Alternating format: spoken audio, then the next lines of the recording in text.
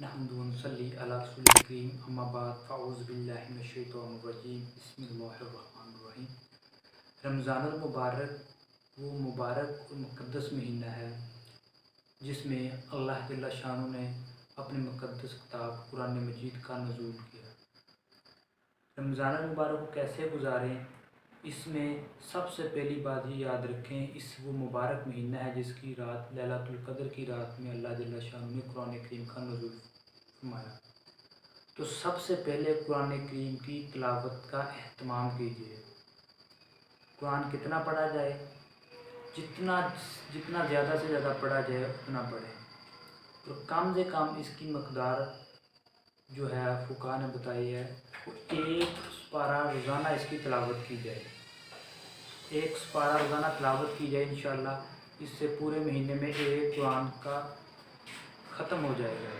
اور مرد حضرات تراویح با جماعت اہتمام کے ساتھ پڑھیں تو ایک قرآن انشاءاللہ وہاں بھی ختم ہوگا۔ ایک قرآن آپ سنیں گے اور ایک قرآن آپ خود پڑھیں گے، اور فجر کی نماز کے بعد یا اس سے پہلے سحری کے وقت سورۃ یاسین کا اہتمام کیجیے، اہتمام کے ساتھ اس کو پڑھیے گا۔ اور پھر مغرب کے بعد سورۃ واقعہ کا اہتمام کیجیے، اس کو اہتمام کے ساتھ پڑھیے گا۔ حدیث پاک میں آتا ہے جو بندہ مغرب کے بعد سورۃ واقعہ پڑھتا ہے اللہ جل شانہ اس کی رزق کی تنگی ختم کر دیتے ہیں۔ اور اس کے بعد عشاء کی نماز کے بعد اور رات کو سونے سے پہلے سورۃ ملک کی تلاوت کیجیے گا۔